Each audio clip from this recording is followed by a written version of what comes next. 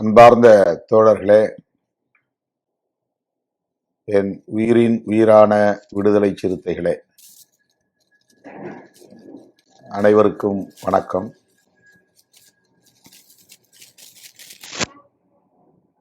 பத்து நாட்களுக்கு பிறகு உங்களை முகநூலில் சந்திப்பதில் மகிழ்ச்சி அடைகிறேன்.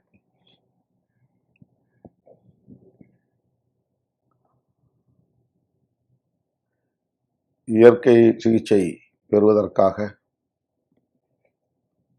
10 நாட்கள் நான் வெளியூர் சென்றிருந்தேன். தமிழ்நாட்டில் இல்லை.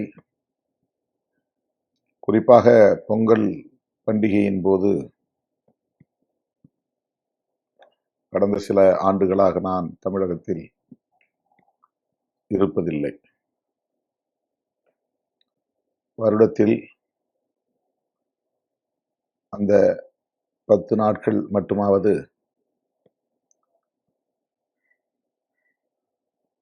தனிமையில் இருக்க வேண்டும், சிகிச்சை பெற வேண்டும்,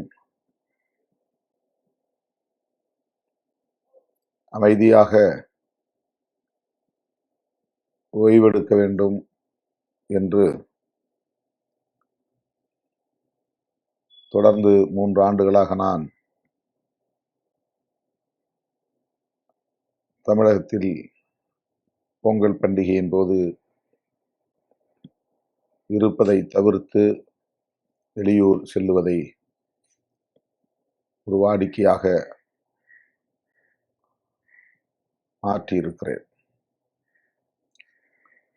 ஆக கடந்த 10 நாட்கள் பொங்கல் பண்டிகை உட்பட நான் தமிழகத்தில் இல்லை. நேற்று சென்னைக்கு திரும்பினேன். நேற்று இரவுதான் சென்னைக்கு திரும்பினேன். இன்று காலையில் சில முக்கியமான சந்திப்புகள் இருந்தன.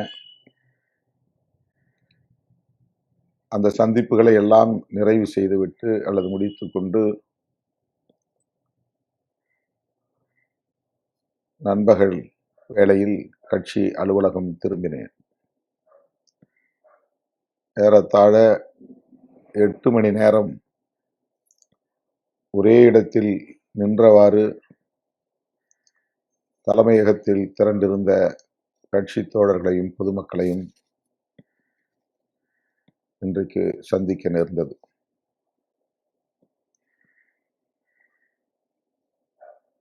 பத்து நாட்கள் நான் எடுத்த ஓய்வு, பெற்ற சிகிச்சை எல்லாம் பாழ் என்கிற அளவுக்கு இன்றைக்கு நெடுநேரம் கால் கடுக்க நின்று தோழர்கள் முன்வைத்த கருத்துக்களை எல்லாம் பொறுமையாக கேட்டேன். அவர்களுக்கு உரிய வழிகாட்டுதல்களையும் தந்தேன்.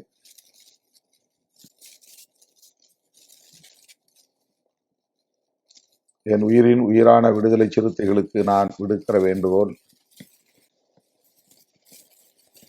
நான் சென்னையில் இருக்கிற போது என்னை சந்திப்பதற்காக வருகிற தோழர்கள் நான் தங்கியிருக்கும் வேளச்சேரிக்கு வருவதை முற்றாக தவிர்க்க வேண்டும் என்று கேட்டுக்கொள்கிறேன். இந்த கட்டிடத்தில் இப்போது பள்ளிக்கூடம் இயங்கிக் கொண்டிருக்கிறது. பிள்ளைகளுக்கும் பெற்றோர் உள்ளிட்ட இந்த பிள்ளைகளின் குடும்பத்தினருக்கும் அது பெரும் இடைஞ்சலாக இருக்கிறது. எனவே முற்றாக வேளச்சேரிக்கு வருவதை தவிர்க்க வேண்டும் என்று மீண்டும் அழுத்தமாக வேண்டுகோள் இருக்கிறேன். அதே போல கட்சி தலைமையகம் உள்ள இடத்திற்கு மிக அருகில் அம்மா தங்கியிருக்கிற இடமில்லை. எப்போதாவது அவரை பார்க்க வேண்டும் என்று நான் அங்கே போனால் எனக்கு முன்னராக அங்கே தோழர்கள் திரண்டிருப்பது, பிறகு 10 பேராக நூற்றுக்கணக்கிலே திரண்டுவது பெரும் சங்கடமாக இருக்கிறது. அம்மாவை எப்போதாவது சந்திக்கிற நிலையில் அவரோடு சில நிமிடங்கள் கூட தனிமையில் இருக்க முடிவதில்லை, அவரோடு உரையாட முடிவதில்லை. அந்த சிறிய இடத்தில் நிறைய தோழர்கள் வந்து முண்டியடித்துக் கொண்டு படிகளிலும் வாசலிலும் வீட்டுக்குள்ளேயும் நிறைந்திருப்பது மென்மேலும் சங்கடத்தை ஏற்படுத்துகிறது. எனவே இயக்கத்தின் முன்னோடிகள் கட்சி தலைமையகமான அம்பேத்கர் திடலில் மட்டுமே என்னை சந்திப்பது என்பதை ஒரு உறுதியான நிலைப்பாடாக மேற்கொள்ள வேண்டும். காலையிலிருந்து வந்து காத்து கிடக்கிறேன் என்று பல தோழர்கள் என்னை சந்திக்கிற போது அங்கலாய்த்துக் கொள்கிறார்கள். வேறு எந்த வேலையும் இல்லாமல் அதிகாலை 6 மணியிலிருந்து நள்ளிரவு 1 மணி வரையிலும் கட்சி தோழர்களை மட்டுமே சந்தித்துக் கொண்டிருந்தால் கட்சியின் கட்டமைப்பில் மறுசீரமைப்பில் உள்ள தேக்கத்தை எப்படி நான் சரி செய்வது? இன்னும் புதிதாக அறிவிக்கப்பட வேண்டிய பொறுப்பாளர்களை எப்படி நான் தேர்வு செய்வது? கடந்த நவம்பர் 7ஆம் தேதியிலிருந்து ஜனவரி 3ஆம் தேதி வரையில் ஒரு விடுதியில், ஹோட்டலில் தங்கி இந்த பணிகளை நான் பார்த்தேன். அவ்வப்போது வெளியே ஒப்புக்கொண்ட நிகழ்வுகளுக்காக செல்லுகிற கட்டாயமும் இருந்தது. நான் எங்கே தங்கியிருக்கிறேன் என்பதை மோப்பம் பிடித்து அங்கேயும் தோழர்கள் வந்து எனக்கு நெருக்கடியை தந்தார்கள் என்பது கசப்பான ஒரு உண்மை. இதையும் தோழர்கள் தவிர்க்க வேண்டும் என்று நான் கேட்டுக்கொள்கிறேன். அதை போல நான் தங்குகிற இடத்திலிருந்து வெளியே எங்கே புறப்பட்டாலும், எந்த நிகழ்வுக்கு போனாலும்,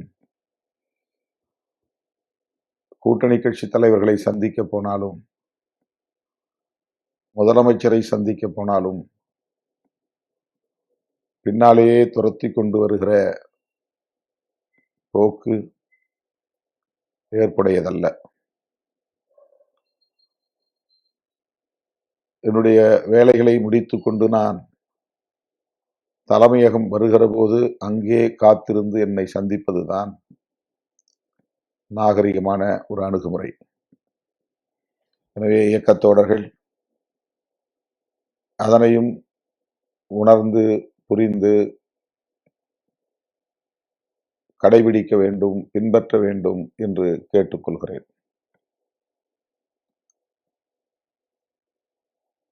முக்கியமாக சில தகவல்களை உங்களோடு நான் பகிர்ந்து கொள்ள விழைகிறேன். ஜனவரி 25 தாய் தமிழ் காத்த போராளிகளின் வீரவணக்க நாள்.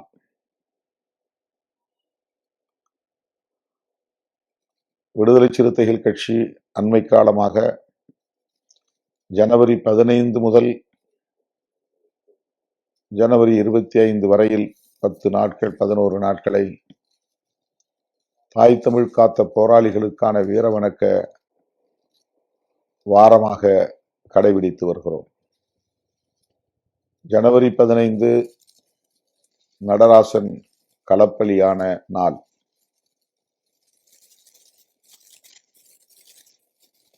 அந்த நாளை நினைவு கூர்ந்து நடராசன், தாளமுத்து ஆகிய தோழர்களுக்கும் வீரவணக்கம் செலுத்த வேண்டியது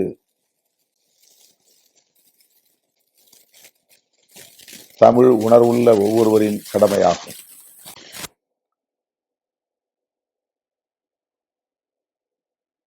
ஜனவரி 25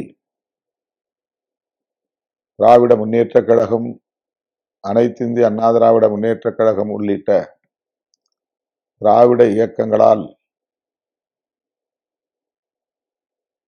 மொழிப்போர் தியாகிகளின் நினைவு நாளாக கொண்டாடப்பட்டு வந்த நிலையில் திராவிட இயக்கங்களை தாண்டி அந்த நினைவு நாளில் அல்லது வீரவணக்க நாளில் கொருக்குப்பேட்டை இடுகாடுக்கு சென்று நடராசன், தாளமுத்து ஆகியோரின் நினைவிடத்தில் நின்று மலர் வளையம் வைத்து அவர்களுக்கு வீர வணக்கம் செலுத்துகிற நடைமுறையை பின்பற்றிய முதல் இயக்கம் விடுதலை சிறுத்தைகள் கட்சி. அதாவது திமுக, அதிமுக உள்ளிட்ட திராவிட கட்சிகளை தாண்டி அந்த மொழி போராளிகளின் நினைவிடத்திலே வீரவணக்கம் செலுத்துகிற ஒரு நடவடிக்கையை, அணுகுமுறையை கையாண்ட ஒரு இயக்கம். இன்னும் சொல்ல போனால் ஒரு அம்பேத்கர் இயக்கம். முதலாக இந்த களத்தில் அடியெடுத்து வைத்த இயக்கம் விடுதலை சிறுத்தைகள் கட்சி.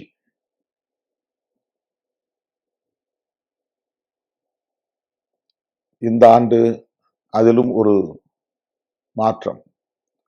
ஜனவரி 15 முதல் ஜனவரி 25 என்பதை ஜனவரி 15 முதல் ஜனவரி 27 வரை என நாம் நீட்டித்து அன்னை தமிழை காப்பதற்காக தமது இன்னுயிரை நீத்த போராளிகளை நினைவு கூர்ந்திடும் வீரவணக்க நாள்களாக நாம் பிரகடனம் செய்திருக்கிறோம். ஜனவரி 27 என்பது அண்ணாமலை பல்கலைக்கழகத்தை சார்ந்த மாணவன் ராஜேந்திரன் படுகொலையான நாள். மாணவர் போராட்டம்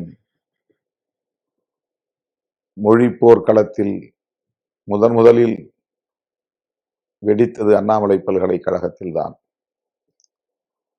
அந்த பல்கலைக்கழகத்தை சார்ந்த மாணவன் ராஜேந்திரன் துப்பாக்கிச் சூட்டுக்கு பலியாக நேர்ந்தது. அந்த போராளிக்கு அண்ணாமலை பல்கலைக்கழகத்தின் வாசலில் இன்றும் ஒரு திருவுருவச் சிலை நிறுவப்பட்டிருக்கிறது. எனவே அந்த போராளிக்கும் வீரவணக்கம் செலுத்த வேண்டியது நம்முடைய கடமை. எனவே இந்த ஆண்டு ஜனவரி 15 முதல் ஜனவரி 27 வரையில் மொழி போராளிகளை நினைவு கூர்ந்திடும் வரலாற்று சிறப்பு வாய்ந்த நாள்களாக நாம் அறிவித்திருக்கிறோம். இந்த சூழலில் இயக்கத் தோழர்களுக்கு நான் விடுக்கிற வேண்டுகோள், நாளை ஜனவரி 25 தாய் தமிழ் காத்த போராளிகளின் வீரவணக்க நாளில் நடராசன், தாளமுத்து உள்ளிட்ட மொழிப்போர் தியாகிகளின் திருவுருவப் படங்களை அச்சிட்டு அவற்றை ஒரு டிஜிட்டல் பதாகையாக மாற்றி ஒரு இடத்திலே வைத்து இயக்கத் தோழர்கள் திரண்டு மலர் தூவி அவர்களுக்கு வீரவணக்கம் செலுத்த வேண்டும் என்று கேட்டுக்கொள்கிறேன். 1965 ஆண்டு வெடித்த மொழி போராட்டத்தின் போது முதலில் தனது உடலில் தீ வைத்து தன்னை மாய்த்து கொண்ட போராளி அரியலூர் அருகே உள்ள கீழப்பழுவூர் சின்னசாமி. அதன் பிறகுதான் அடுத்தடுத்து பல இளைஞர்கள் தங்களை நெருப்புக்கு இரையாக்கி கொண்டார்கள், நஞ்சு அருந்தி மாண்டார்கள், தூக்கு கயிற்றில் தொங்கி அன்னை தமிழை காத்தார்கள். அப்படி அடுத்தடுத்து ஏராளமானவர்கள் அந்த மொழி போராட்ட களத்தில் பலியாக நேர்ந்தது. ஆக அத்தனை பேருக்கும் ஒட்டுமொத்தமாக நாம் வீரவணக்கம் செலுத்தி அவர்கள் எந்த நோக்கத்திற்காக இந்தி திணிப்பை எதிர்த்தார்களோ அந்த நோக்கத்தை அடைகாக்கிற வகையிலும்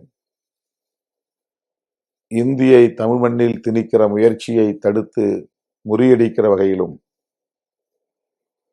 கொள்கை புரிதலோடு இந்த களத்தில் நாம் போராட கடமைப்பட்டவர்களாக இருக்கிறோம். ஆகவே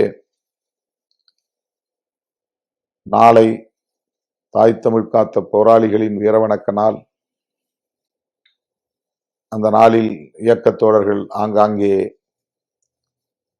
மொழிப்போர் தியாகிகளுக்கு வீரவணக்கம் செலுத்த வேண்டும் என்று நான் கேட்டுக்கொள்கிறேன். சென்னையில் கொருக்குப்பேட்டையிலே நடராசன் தாளமுத்துவின் நினைவிடம் உள்ளது. அதேபோல மருத்துவர் தர்மாம்பாள் அவர்களின் கல்லறையும் உள்ளது. ஆண்டுதோறும் நான் நூற்றுக்கணக்கான ஆயிரக்கணக்கான சிறுத்தைகளோடு ஊர்வலமாக சென்று மலர் தூவி அவர்களுக்கு வீரவணக்கம் செலுத்தி வருவதை கடைபிடித்து வருகிறேன். இந்த ஆண்டு அந்த நிகழ்விலே என்னால் பங்கேற்க இயலாத ஒரு சூழல். நாளை நான் சிதம்பரம் அருகே உள்ள கீரைப்பாளையத்தில் காங்கிரஸ் இயக்கத்தின் மேனாள் தமிழ்நாடு தலைவர் அழகிரி அவர்களின் துணைவியார் மறைந்த நிலையில் அவருடைய படத்திறப்பு நிகழ்வில் பங்கேற்பதற்காக செல்ல வேண்டிய சூழல் உள்ளது. ஆகவே நாளை என்னால் கொருக்குப்பேட்டையில் நடைபெற உள்ள வீரவணக்க நிகழ்வுகளை பங்கேற்க இயலாது. நான் இல்லை என்பதனால் தோழர்கள் அங்கே சென்று அவர்களுக்கு வீரவணக்கம் செலுத்துகிற நிகழ்வில் பங்கேற்காமல் இருந்து விடக்கூடாது. புதிதாக நியமனம் செய்யப்பட்டுள்ள அத்தனை மாவட்ட பொறுப்பாளர்களும் மண்டல பொறுப்பாளர்களும் தன்னியல்பாக திரண்டு செல்ல வேண்டும். ஒருவர் கூட இதற்கு சாக்குப்போக்கு சொல்லக்கூடாது. சென்னை மாவட்டத்தில் மட்டும் 22 மாவட்ட செயலாளர்கள், 3 மண்டல பொறுப்பாளர்கள் அத்தனை பேரும் நாளை கொருக்குப்பேட்டையிலே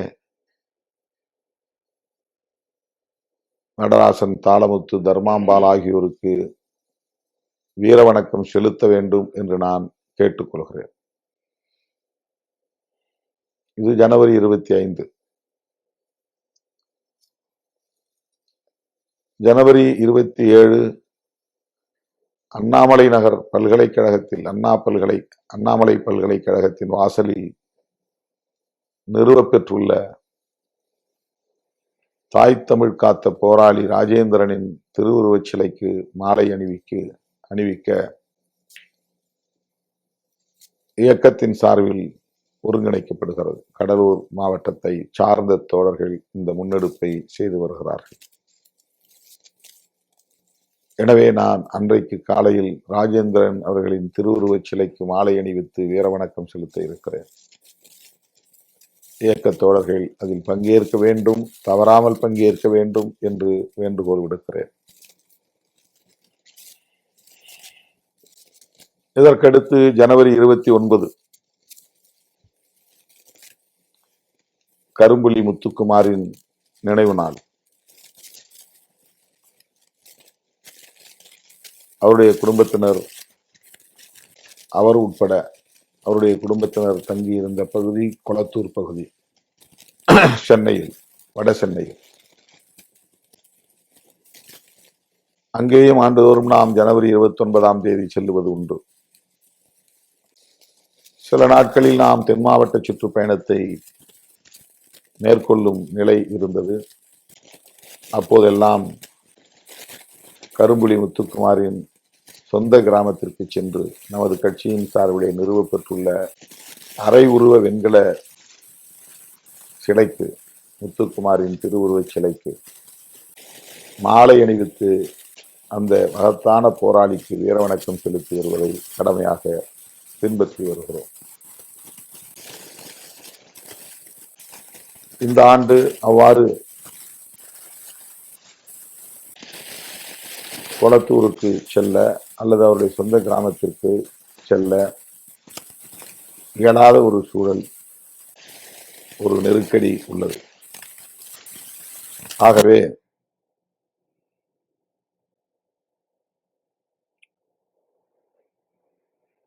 நான் கொளத்தூருக்கு வரவில்லை, சிதம்பரத்தில் இருக்கிறேன் என்கிற தகவலை சொல்லும் அதே வேளையில்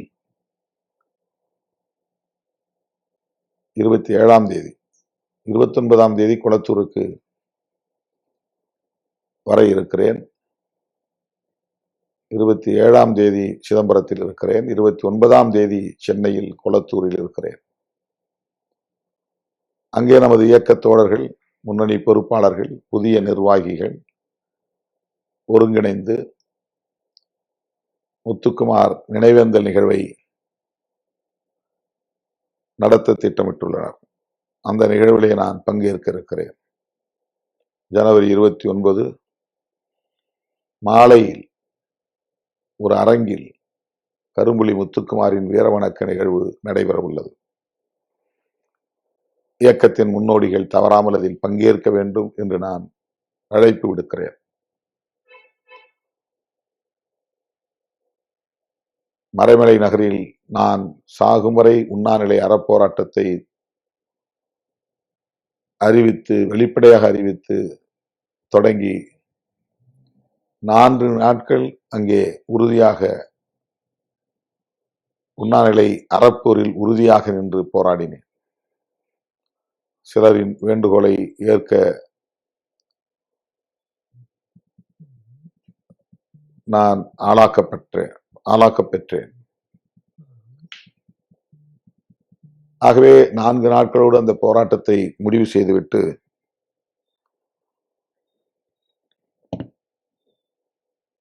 அந்த போராட்டத்தை தொடர இயலவில்லையே என்கிற பெருங்கவலையோடு இருந்த காலம். அப்போது கூடுதலாக பெருங்கவலையிலும் பெருங்கவலை, அதீத பெருங்கவலை உருவாகக்கூடிய வகையில் தம்பி முத்துக்குமார் தன் உடலை தீக்கு, நெருப்புக்கு இரையாக்கினான். அது ஒரு நெடிய வரலாறு, துக்கம் நிறைந்த வரலாறு. அதை நான் தற்போது விவரிக்க விரும்பவில்லை. அந்த போராளி முத்துக்குமாரின் நினைவு நாளை ஒட்டி கொளத்தூரில் ஒருங்கிணைக்கப்பட உள்ள அந்த வீரவணக்க நிகழ்வில் நான் பங்கேற்று உரையாற்ற இருக்கிறேன். அப்போது ஒரு பாடல் வெளியீட்டு விழாவும் நடைபெற உள்ளது.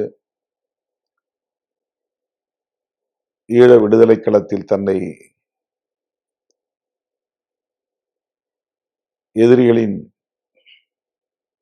சூழ்ச்சிக்கு பலியாகக்கூடிய வகையிலே தன்னைத்தானே காவு கொடுத்து கொண்ட களப்பலியான தோழர் திலீபனை நினைவு கூர்ந்து நான் எழுதிய கவிதை ஒன்று இசையின் மூலம் உயிர்ப்பு கொடுத்து ஒரு பாடலாக வெளிவருகிறது.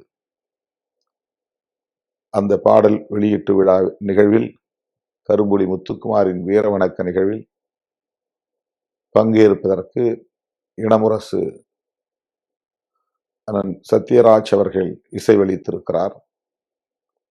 அவரோடு மருத்துவர் தாயப்பன், திரைப்பட இயக்குனர் தமிழ் ஆகியோரும் பங்கேற்று கரும்புலி முத்துக்குமார் நினைவு நாளில் உரையாற்ற இருக்கிறார்கள். எனவே 29ஆம் தேதி நடைபெற உள்ள வரலாற்று சிறப்பு வாய்ந்த அந்த நிகழ்வில் சென்னை மாவட்டத்தை சார்ந்த அனைத்து பொறுப்பாளர்களும், அண்டை மாவட்டங்களை சார்ந்த பொறுப்பாளர்களும், தவறாமல் பங்கேற்க வேண்டும் என்று அழைப்பு விடுக்கிறேன். 28ஆம் தேதியே நாடாளுமன்றம் கூடுவதற்கான அறிவிப்பு வெளியிடப்பட்டிருக்கிறது. ஆனால் நான் அந்த நாட்களில் ஒப்புக்கொண்ட நிகழ்ச்சிகளில் பங்கேற்க வேண்டிய கட்டாயம் இருக்கிறது.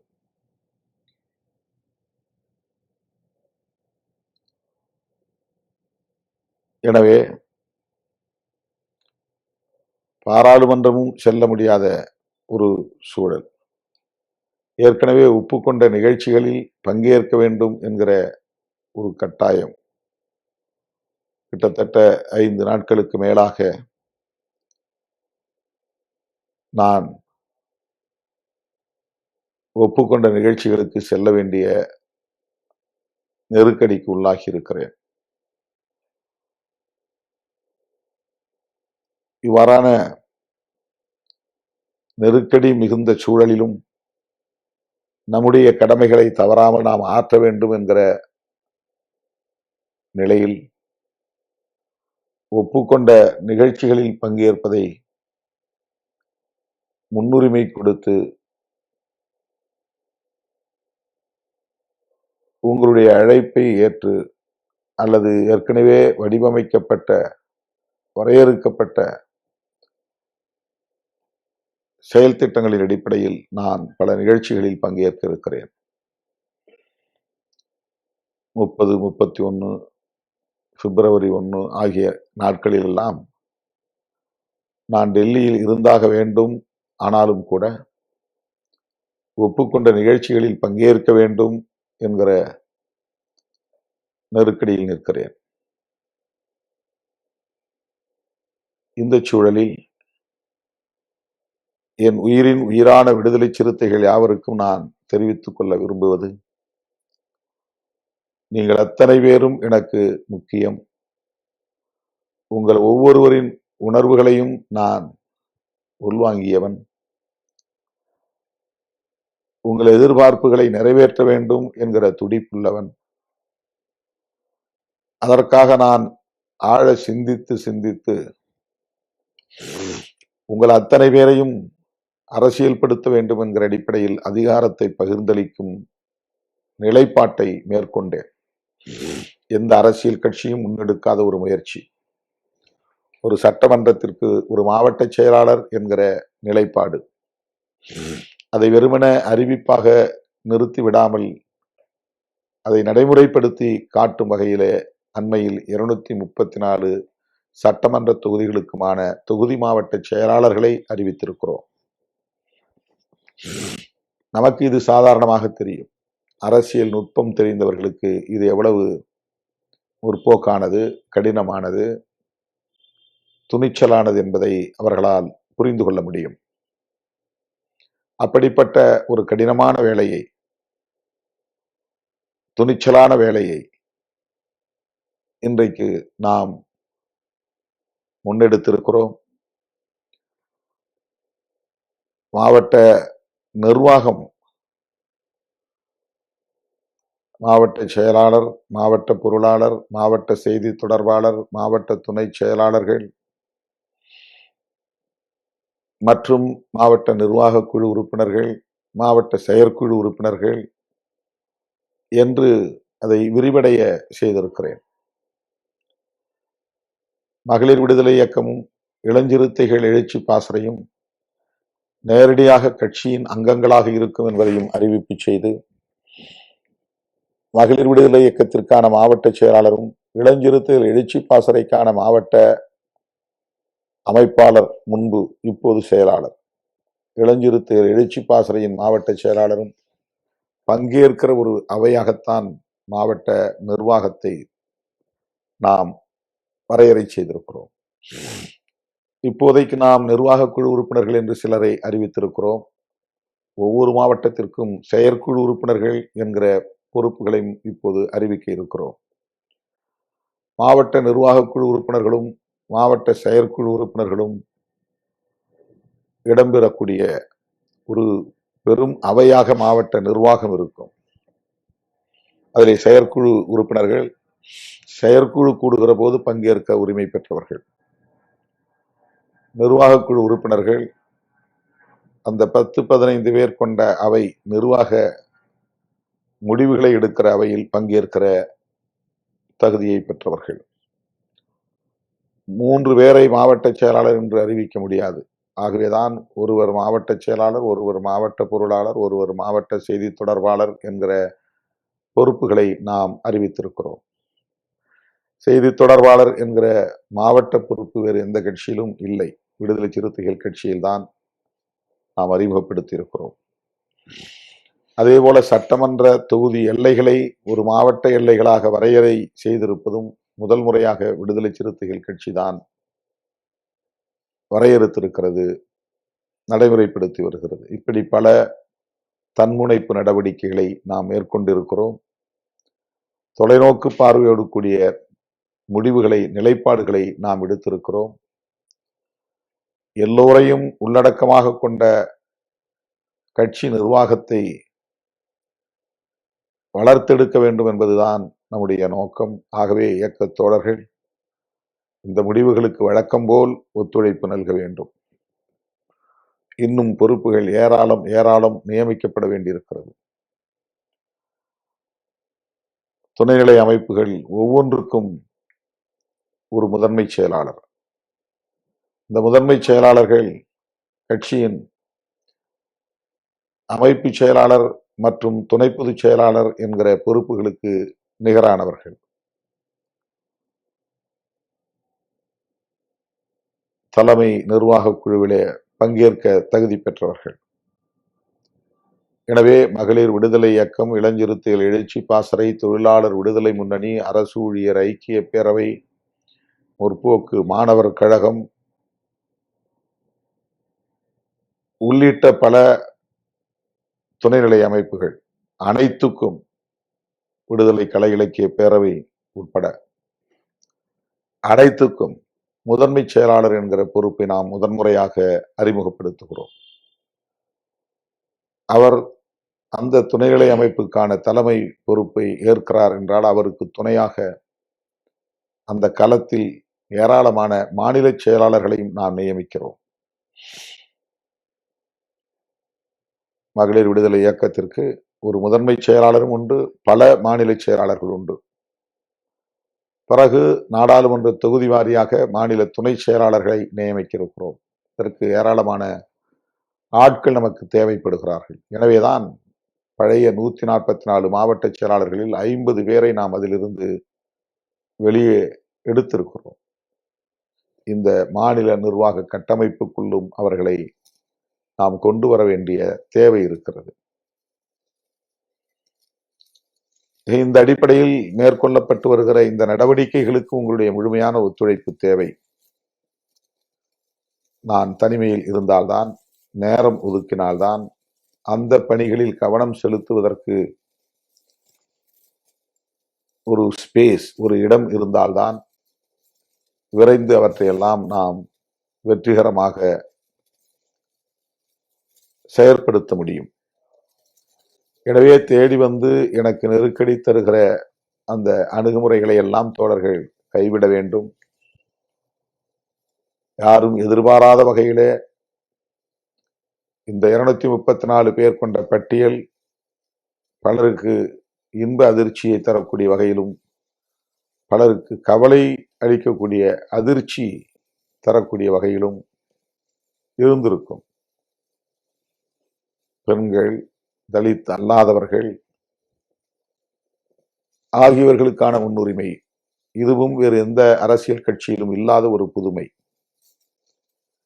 அதைவிட வேறு எந்த அரசியல் கட்சியும் கவனம் செலுத்தாத ஒன்றை நாம் கவனம் செலுத்தும் நிலைப்பாடாக மேற்கொண்டிருக்கிறோம். அதுதான் 45 வயதுக்கு கீழே உள்ள இளம் தலைமுறையினருக்கு மாவட்ட செயலாளர் உள்ளிட்ட பொறுப்புகளில் முன்னுரிமை அளிக்க வேண்டும் என்கிற நிலைப்பாடு. அதன் அடிப்படையில் ஏறத்தாழ 90க்கும் மேற்பட்டவர்கள், 45 வயதுக்கு கீழே உள்ளவர்கள் மாவட்ட செயலாளர்களாக 234 பேரில் 90 பேர் 45 வயதுக்கு உட்பட்ட இளைஞர்கள் நியமிக்கப்பட்டிருக்கிறார்கள். இதில் சிலர் மிக அண்மையிலே கட்சிக்கு வந்தவர்களாகவும் இருக்கலாம். ஓராண்டு ஈராண்டு என்கிற அளவில் மிக அண்மையிலே விடுதலை சிறுத்தைகள் கட்சியில் இணைந்த தோழர்களும் உண்டு. இனிமேல் நமக்கு அந்த வாய்ப்பு கிட்டாது என்று சோர்ந்து போய் ஒரு மூலையிலே முடங்கி இருந்தவர்களும் கூட இப்போது புத்துணர்ச்சி பெற்று புது தெம்போடு களமிறங்கக்கூடிய வகையில் பல பழைய தோழர்களுக்கு, மூத்த தோழர்களுக்கு மாவட்ட செயலாளர்கள் என்கிற மாவட்ட நிர்வாக தலைமை பொறுப்பை வழங்கி இருக்கிறோம். இதுவும் வேறு எந்த அரசியல் கட்சியிலும் பார்க்க முடியாத ஒன்று. எனவே அதிகாரத்தை குவிமையப்படுத்தாமல் பரவலாக்கம் செய்திருக்கிறோம். இதுதான் ஜனநாயகம். ஒரு அதீத ஜனநாயகம் உள்ள கட்சி விடுதலை சிறுத்தைகள் கட்சி. அதிகாரத்தை ஒரே இடத்தில் குவித்து மற்றவர்களின் உழைப்பை மட்டுமே சுரண்டுவது என்கிற நிலைப்பாடாக இல்லாமல் 60 அல்லது 70 பேர் மட்டுமே மாவட்ட செயலாளர்களாக இருக்க முடியும் என்கிற நிலையை மாற்றி 234 பேருக்கு அந்த வாய்ப்பை தருவது என்கிற ஒரு துணிச்சலான முடிவை நாம் மேற்கொண்டிருக்கிறோம். அதே போல இந்த 234 தொகுதிகளுக்கும் 15 அல்லது 17 பேர் கொண்ட ஒரு பெரிய அவையை மாவட்ட நிர்வாகமாக நாம் அறிவிப்பு செய்திருக்கிறோம். எனவே இந்த நிலைப்பாடுகள் எல்லாம் வெற்றிகரமாக அமைய வேண்டுமானால் தலைமைக்கு நீங்கள் முழுமையான ஒத்துழைப்பை நல்க வேண்டும் என்று மீண்டும் ஒரு முறை அழுத்தமாக கேட்டுக்கொள்கிறேன்.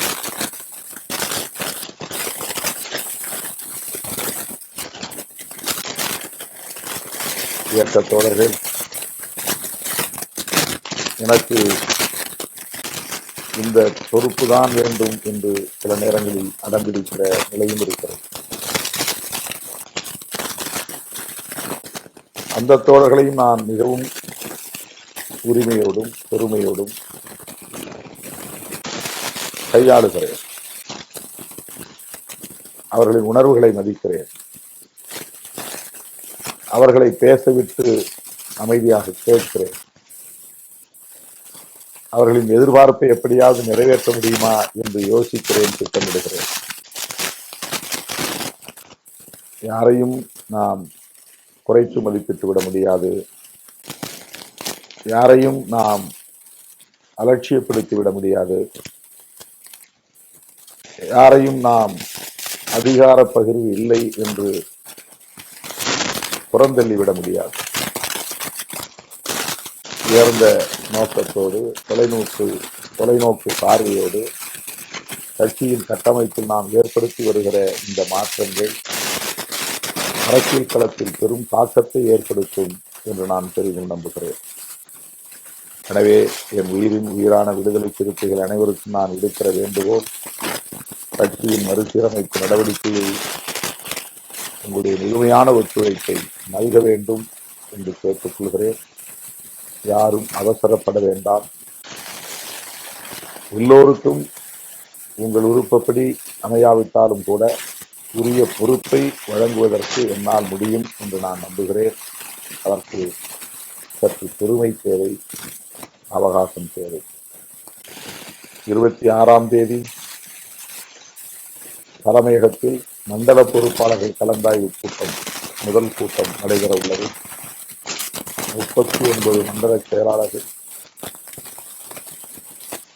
39 நாடாளுமன்ற தொகுதிகளுக்கும் தலா 3 மண்டல துணை செயலாளர்கள் என்கிற முறையில்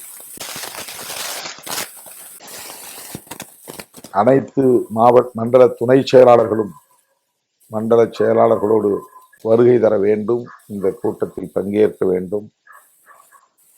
தேர்தல் ஆணையத்தின் வழிகாட்டுதலின்படி பூத் லெவல் ஏஜென்ட் 1, அதாவது BLA 1 நியமிக்கப்பட வேண்டும். 234 பேரும் BLA 1, அவர்கள் BLA 2 என்கிற பொறுப்பாளர்களை அடுத்து நியமிக்கிற அதிகாரம் பெற்றவர்களாக இருப்பார்கள். எனவே மண்டல பொறுப்பாளர்களின் கூட்டத்தில் BLA 1 நியமனம் செய்வது தொடர்பாக நாம் கலந்துரையாட இருக்கிறோம், கருத்துக்களை பகிர்ந்து கொள்ள இருக்கிறோம். மேலும் கட்சியின் கட்டமைப்பு குறித்த கருத்துக்களையும் பகிர்ந்து கொள்ள இருக்கிறோம். எனவே மண்டல பொறுப்பாளர்கள் கூட்டத்திற்கு மாவட்ட செயலாளர்கள் மட்டுமின்றி மண்டல துணை செயலாளர்களும் கட்டாயம் பங்கேற்க வேண்டும் என்று அழைப்பு விடுக்கிறேன்.